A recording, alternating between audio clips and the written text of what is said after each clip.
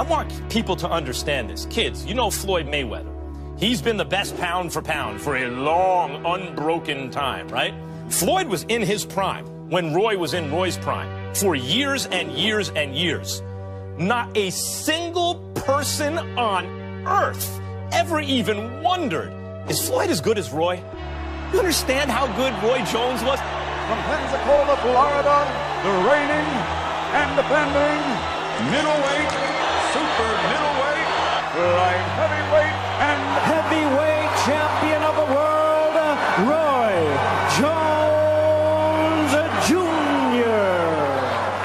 Roy Jones Jr. was just a virtuoso who could do shit that nobody else could do and reinvented how to engage. Roy Jones would throw a lead left hook that was as fast as anybody else's jab. And he would crack dudes with that shit off the back leg. And he would hit dudes, and you would see their reaction to the speed of Roy's punches. And they'd be like, oh my God. When they realized what a different level he was on. He was so much better than everybody else at the time. Like, it was ridiculous. Roy Jones bars now. I don't care who it is, where he is, what weight he is, how big he is. I will put something on his ass. Roy Jones Jr. was probably the most attribute-based fighter of all time, with substantial attributes. His speed and his style, the movement in which he used inside the ring was really very difficult for people to handle. Very rarely did he throw the jab. Instead, he would throw a lead hook. He would throw a lead hook, and it was as fast as a jab, but it would knock people the fuck out. Right. You know, he would just leap in on you and plop, and you see guys get hit, and then boom, the right hand would be behind it. He was so fucking fast. Like, one of my favorite Roy Jones Jr. fights was Roy Jones Jr. versus Vinny Pazienza. Vinny Paz came out. Vinny Paz fought Roy Jones, and it was the only round ever where the CompuBox numbers showed the opponent landing 0 punches. 0. Roy just lit him up like a Christmas tree and did whatever he wanted, to the point where Vinny couldn't land a single punch. It had never been recorded before. That's how good Roy Jones was at the time. And Roy Jones was beating his ass, he knocked him down, and he turned to the referee saying, please stop this. And the referee said, nope, keep fighting. He said, all right.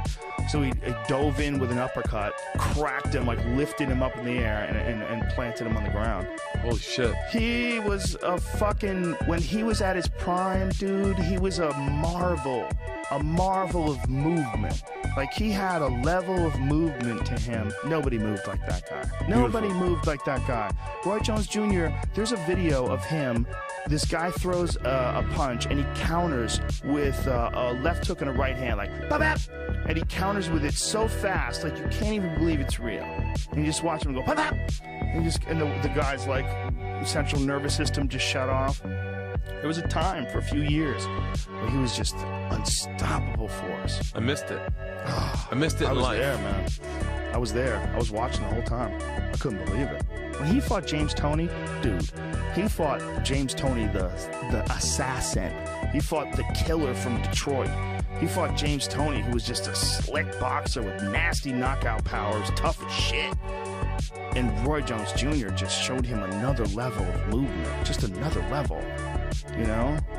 Yeah. Dropped his hands, and then Toney dropped his hands, like, in response, like, and then Roy leaps in with a left hook, cracks him right in the chin, and drops him. And it was like, just like, don't fucking do what I'm doing, bitch. Like, he was just on such a different level. Roy was the best I'd ever seen in person with my own eyes. They couldn't touch him. With knockout power. So fast, he'd fight with his hands down. He was knocking people out cold. Lightning fast combinations that nobody else in boxing was doing. There's also the boxing fan in me who wants people to understand what this man was at his best. I want people remembering the guy he was in his prime, because you will never see something like that again.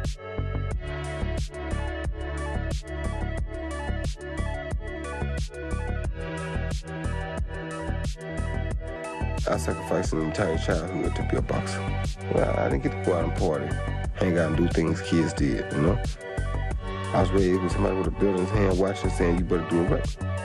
And every time you mess up, you're gonna get hit. Now, God guided me through all that, because without God, I wouldn't have made it through that, because there was too much suffering going on. It's like a person going to war, you know? You talk to some of these pilots now that are sitting around waiting. They know they're about to go to war. Their attitude changed. You know, the days that they're waiting, they're looking at those as, hey, these may be my last days. Now that you're there, you can't turn back the hands of time.